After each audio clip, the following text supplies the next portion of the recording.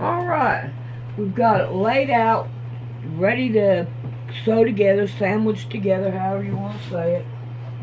And I just got to try to get it leveled up to where I got some batting on each side. And then we're going to start pinning it down.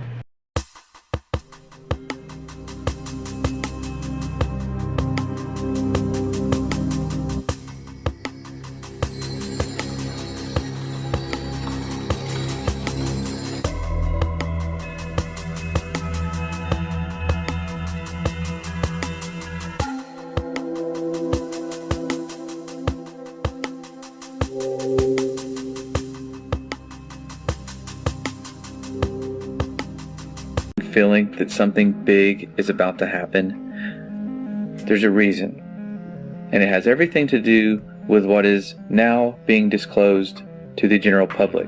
Bombshell UFO report is expected in June from the U.S. government.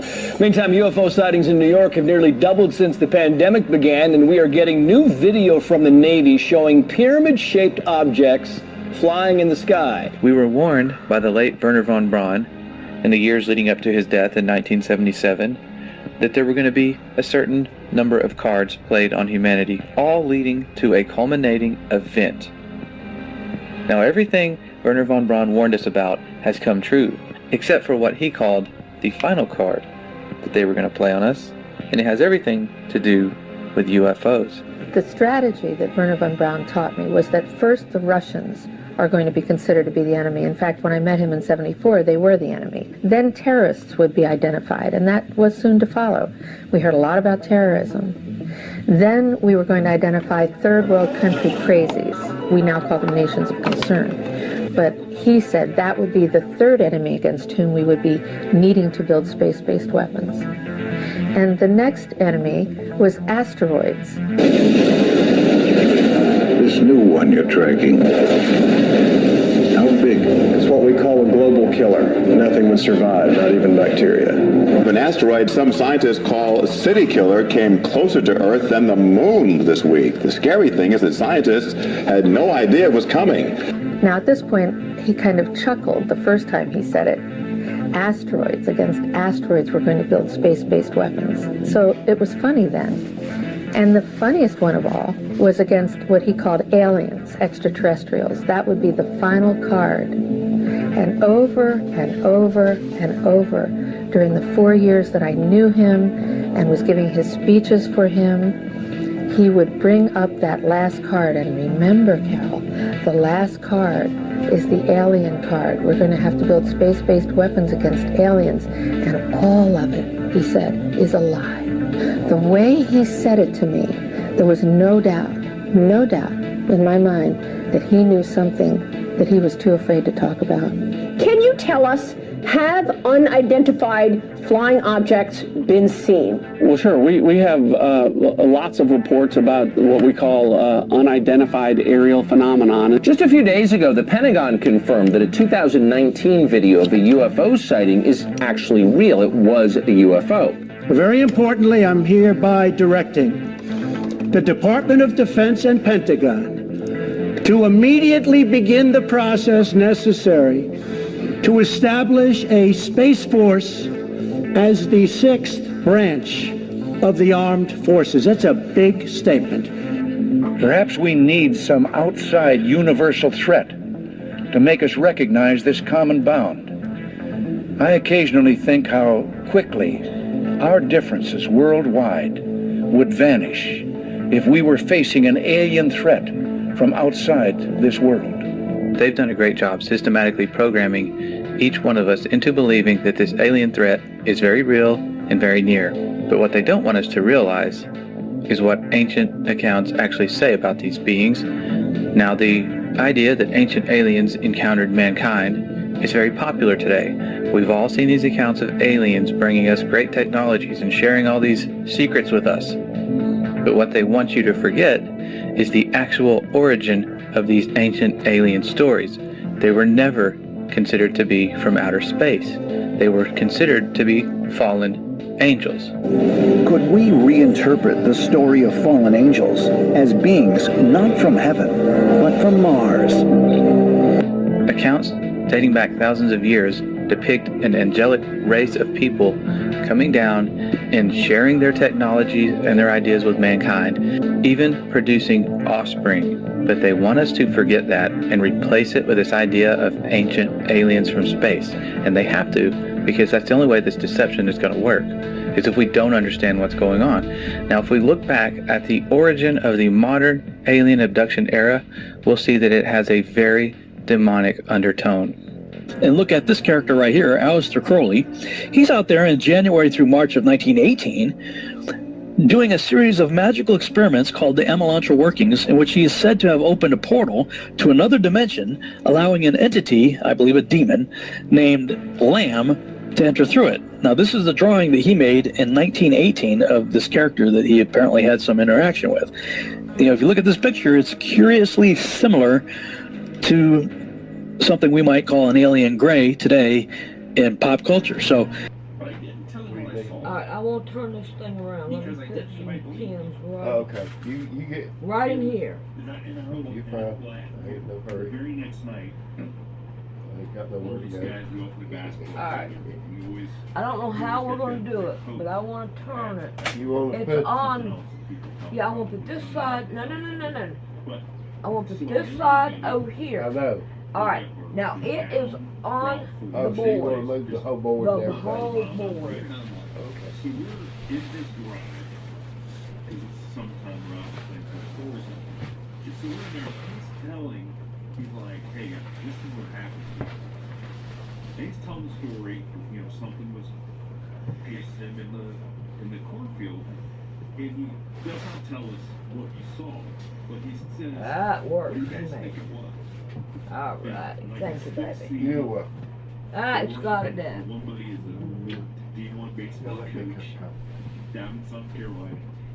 you know, it doesn't take a whole lot of research on this character to realize he was into some really, really dark stuff. So why did I bring this up? This is, 1918 time frame. Well, you have this character who's very much a part of the early space program, Jack Parsons, who is basically a disciple, practically an heir apparent to Crowley and all of his activities. Well, supposedly Crowley's portal was further enlarged by Jet Propulsion Laboratory founder and rocket fuel scientist Jack Parsons. Okay, this is the guy who was one of the founding members of JPL, who was a big part of NASA and the space program. And he's out there with Scientology and Dianetics founder L. Ron Hubbard in March of 1946 at a location that later became known as Area 51. They're doing all kinds of ceremonial sex magic. And they called it the Babylon working, and it's very similar to the Elantra working, based on ceremonial sex magic.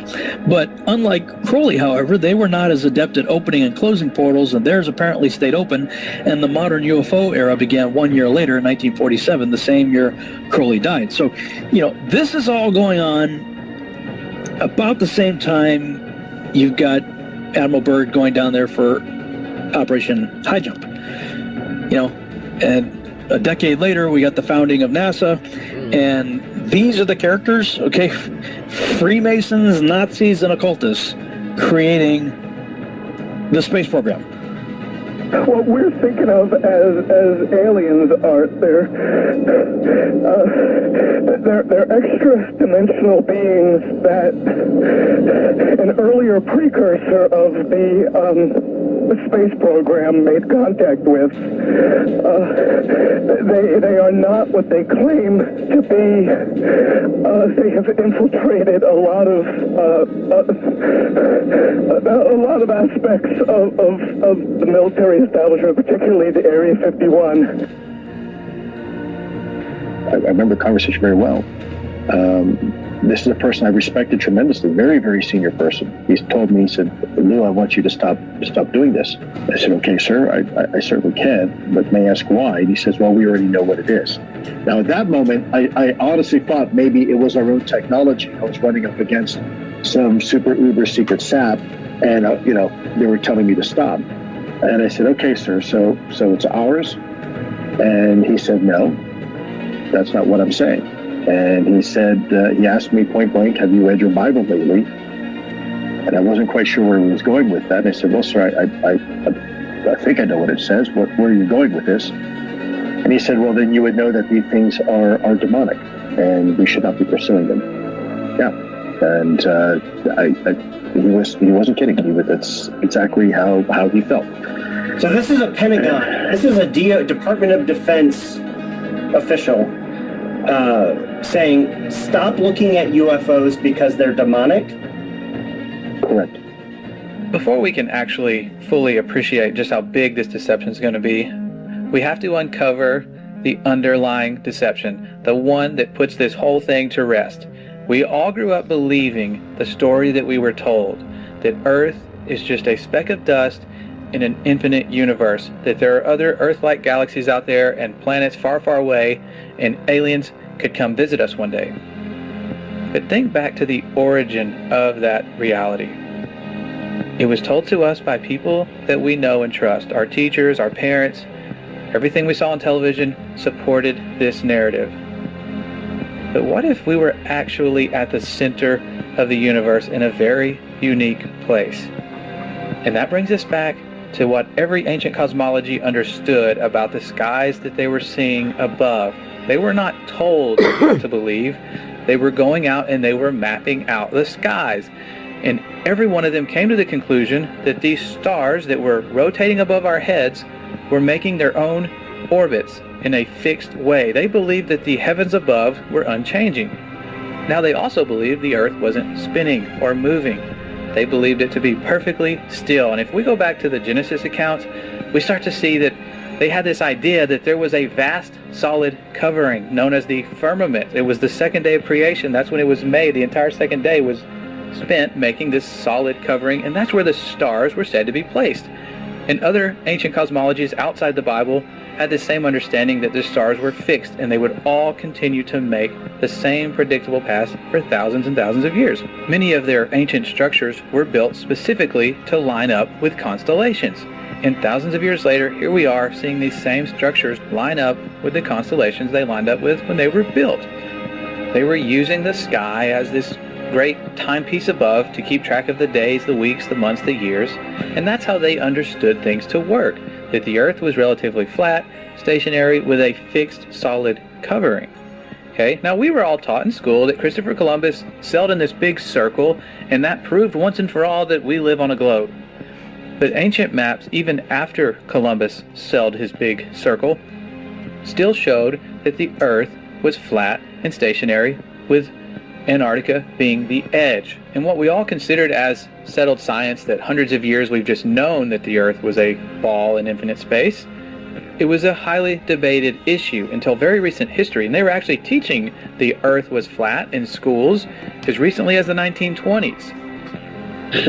We were just talking and I asked you what shape the earth is, and what did you say? What were you taught in school in elementary school? I was taught in school that the earth was flat. And the first person to ever venture far enough up to see what the earth looked like was a guy named Auguste Piccard. Most of us have never heard of this person because when he made it to the stratosphere, he said he saw what appeared to be a flat disk with an upturned edge. Now after Auguste Piccard ventured to the stratosphere, we have the U.S. Air Force showing us the stars from space for the very first time. And when you look at what they showed us, what they actually saw, you begin to understand why the moon landing never had stars in the background, why they're not showing us stars from space anymore, because it's very difficult to pull this off. The sky is deep black. As you can see the stars. Oh yeah. You know, and pretty much all the time you can see the stars. The sky, of course, was black.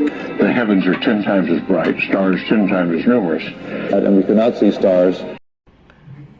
All right, this is a very surprising thing for me. I was listening to, let me find my finger here, to one of these, which is right here, and I noticed they got one of my videos right there. It's the first time it's ever happened. This is crazy, but I'm so glad to see it. The thing about Carl Sagan, billions of stars, there really are billions and billions of stars, and you can see them. It's an unfathomable blackness, like with a texture you feel like you could stick your hand into. And that's when things start to get weird, because people have gone back and looked at declassified documents that for some reason keep mentioning a flat, non-rotating Earth. Over and over again, it's in their flight plans, it's in all their working models. This flat, stationary Earth repetitively keeps showing up. If it doesn't exist, there'd be absolutely no reason to base all of your science on it. Something else shows up. In the 50s, in Russia, they had documents describing the firmament. It's a long fly ball going back, and the ball shatters the sky, bringing the ocean itself down into the stadium. Oh, Simpson just broke this dream's reality wide open. And we take for granted our entire view of the universe hinges upon the Apollo moon missions. It was actually the first time we ever saw our planet as a whole, and somebody confirmed to us what we're being taught is actually real. We found a very unique reel of footage. And you want me to see this while you have me on camera? Well, and to tell us what it is. An old reel received by mistake. It contains the raw or unedited footage of the crew of Apollo 11, Michael Collins, Edwin Aldrin Jr., and Neil Armstrong, staging part of their mission for nearly an hour. I think when you see the footage, you'll see that it's very extraordinary, one of a kind, behind the scenes type of footage. Yeah. Well, if it is, why do you have access to something that no one else has seen before? Serendipity, I guess. Though the federal government would have you believe that this is a view of Earth from a distance out of the spacecraft's window as it nears the moon, it is not.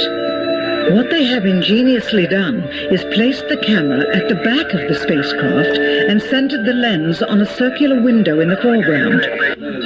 Turn the camera on, please.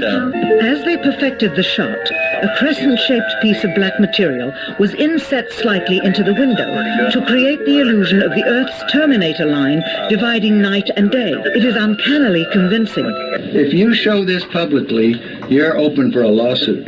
Here is the diffused work light that they used to see camera controls, but not throw light onto the spacecraft's wall. Finally, the iris is opened up, and you can see the real location of the camera, and the very bright and near Earth out the window. You're talking to the wrong guy. Why don't you talk to the administrator at NASA? We're passengers. We're guys going on a flight. Now maybe we could say they faked the moon landings, but what about every single space agency after this? We're putting our trust in people to be honest and show us exactly what they're seeing. They would have no reason to lie about going to space, being on a space station, but that's where things start to get even weirder, because we're catching them making big mistakes. They're having CGI glitches, their wire harnesses are not working correctly. If you do enough searching, you will find clip after clip of NASA fails. These people messing up in the middle of what's supposed to be a live feed, because even with the best technology, things screw up. So many times during spacewalks outside the International Space Station, we can see air bubbles rising up. Can you touch on how there are air bubbles in space? Can you be more specific? Air bubbles? So yeah, like a lot of times during the footage, the NASA footage, you can see bubbles coming up out of the helmets or kind of from underneath you. How do you explain bubbles in space? Yeah, I'm not sure exactly what you're talking about. Now sometimes you get water in the helmet, and it's either from sweat or from the cooling garments. And in some of my spacewalks, I had like water in the helmet, not like I was going to drown in the helmet, but just little bits of water probably came from sweat. Often on the outside of the space station, you'll liberate little pieces of it's a really harsh environment out there, and the outside of the space station gets beat up pretty good. And sometimes, you'll see just little flecks of paint or something that you might have disrupted floating away from the suit. And, that's generally what that is. I've never seen any kind of air bubble anywhere. anywhere. Could it be that you're filming in an underwater pool and you're not really out there?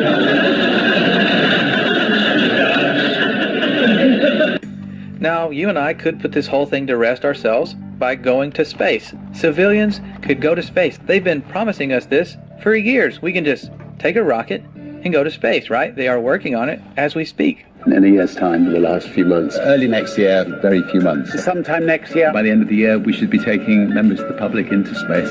By the mid-2030s. By 2020. Early in the next decade. Before 2023. And by 2025. Most certainly in our lifetime. That's 2024. We should have a permanently occupied human base on the moon and send people to Mars. It's going to grow old if we don't start flying next year. Will return Americans to the moon for the first time since 1972, if you can believe that. With our hopes of ever going to space continually burning to the ground, we're left with no other option but to take the pictures of Earth that NASA gives us. I don't want to fool you here. Last month, for the first time since 1972, NASA released the Blue Marble, the single snapshot of the Earth taken from outer space. NASA's Rob Simon made this, and it had wide appeal too. For example, it ended up as the default background on the iPhone. I didn't even know until I bought an iPhone and turned it on and kind of did a little happy dance. Simon's job is... It's primarily taking data and making pictures out of it. That's what this is, a composite of data sets from several different instruments translated into a picture. The single snapshot of the Earth taken from outer space. To us, the really cool thing was the data set. Up until that point, there was no realistic color map of the globe anywhere. There's artistry to creating the world. What I imagine it to be. Unfortunately, I'm not an astronaut. I've never been to space. But I've looked at these images over and over again, trying to sort of get the essence of it. It is photoshopped, but it has to be. The only time we ever see curvature from any high-altitude balloons or anything that was sent up, it's created using a fisheye wide-angle lens effect. We saw this during the Red Bull jump. Anytime they send up something on television, you're going to see this curved horizon, but it's the result of this wide-angle lens. If you send up a non-fisheye lens to the highest height, no matter how high you go, the horizon always rises to your eye level, and it's always perfectly flat. We could also go to satellite footage. After all, aren't there thousands of satellites orbiting the Earth right now? One would think. And yes, there are in fact satellites being sent up year after year. There have been for decades. The only problem is these satellites are launched on balloons, and they have been falling down all over the world. For a Michigan couple, when a satellite crash landed in their backyard, and their reaction? Priceless. You never know what's going to happen. This baby fell out of the sky and landed in our yard. We had a problem here. Forget it, Bart. It's so bright out you can't see anything in the sky except the Fox satellite. Now this brings us to our second method of proof. If we can't go to space, we could simply sail anywhere towards Antarctica, towards the southern hemisphere, and eventually we're going to hit the edge of the known universe, the firmament, or whatever's out there. Could there be more land? We don't know. But we could go prove for ourselves by circumnavigating north to south. The only problem is no one's allowed to do this. The Antarctic Treaty prevents it. You can take a guided tour. They'll take you to a fake South Pole and tell you, okay, this is where it is. But independent exploration is prohibited. It's guarded heavily by the military. You can't just go to Antarctica and check it out for yourself. Antarctica has effectively been off limits since December of 1959, and this was signed into law and agreed upon by over 50 countries. That should raise a little bit of concern. Why would an icy continent be off limits? Well, that's something we may never find out. Admiral Richard Byrd, one of the first people to really explore Antarctica, came back making bizarre claims of resources and in a time when Antarctica would be highly sought after by other nations. He also talked about unexplored land beyond the South Pole. Admiral Byrd, you've been to both the North Pole and the South Pole. Is there any unexplored land left on this Earth that might appeal to adventurous young Americans? Yes, there is. And not up around the North Pole, because it's getting crowded up there now, because they find out it's really usable, not only to live in, but militarily. But strangely enough, there's left in the world today an area as big as the United States that's never been seen by a human being. And that's beyond the pole, on the other side of the South Pole, from Middle America. And I think it's quite astonishing that there should be an area as big as that unexplored. This is a tremendous So there's a lot of adventure left down at the bottom of the world. Admiral, do you hope to see that? I do. Okay, so we can't personally go high enough to see this planet or sail far enough away to see if there is an end to this Earth or some land beyond Antarctica, but we do have a chance to watch rockets launch. They go up all the time. You can watch these rocket launches that seem to be happening more and more, but you have to wonder why they're taking this curved path and they're not going straight up. Now, the official answer is they're taking some curve with gravity, and there always will be some cover story for why they can't go straight up. But the big question is, why are we now stuck in low Earth orbit? We seem to get past it multiple times during the Apollo missions. The moon is well beyond low Earth orbit, but now we're stuck, and NASA will tell you for themselves. Right now, we only can fly in Earth orbit. That's the farthest that we can go. As we get further away from Earth, we'll pass through the Van Allen belts, an area of dangerous radiation. We must solve these challenges before we send people through this region of space. Any ill effects from the Van Allen radiation belts? No, now I'm not sure we went far enough out to encounter the Van Allen radiation belt. Maybe we did. The belts are 1,000 miles to 25,000 miles above the Earth. Then we went right out through them. No effects on your cells? Didn't even know it. I don't think anybody, well, maybe somebody said you went through the radiation belt, but we didn't feel it inside. I'd go to the moon in a nanosecond. The problem is we don't have the technology to do that anymore. We used to, but we destroyed that technology, and it's a painful process to build it back again. This next generation spacecraft will enable America to explore beyond low Earth orbit. One thing I really want your generation to embrace is that the Earth is a closed system. We cannot leave the Earth. So what about the proofs we were actually given for this Earth being a globe other than pictures in NASA? One of those, the first that I recall, is boats going over the curvature. As ships sail away, they don't disappear all at once. No, first, the bottom will disappear. See, the bottom of the ship is gone. Now we can see midway up, and then the whole thing disappears. Now, ships came back. They didn't fall off a table. So people realized that the world is curved. I mean, it's a big curve, but it's curved. So, the process of testing claims, the world is flat, the world is round, is what we call science. Now, if you have a claim that can't be tested, that's what we call pseudoscience. The difference between pseudoscience and regular science is whether or not you can test it. The flat Earth, well, that didn't stand up to tests. The round Earth did. Extraordinary claims require extraordinary proof. The world is round. Now this seems legit. Boats do appear to disappear bottom up and go over a curvature at a pretty relatively short distance, which would make sense if the Earth is indeed a ball. The only problem with this theory is when you take a high zoom camera, a telescope, or something with high zoom capabilities, you can bring back a boat that has appeared to vanish. All right, we have optical limits to how far we can see certain objects.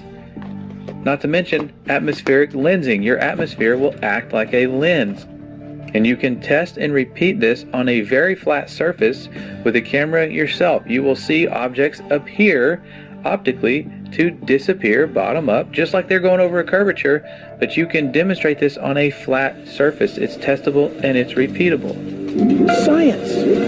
Another big proof we were given was our sun, which it does appear to be going over the curve of the Earth, and we're told that's because we're falling backwards because of our rotation as we orbit the sun. But once you realize the sun is a local light, it's the exact same size as our moon above. That's why they line up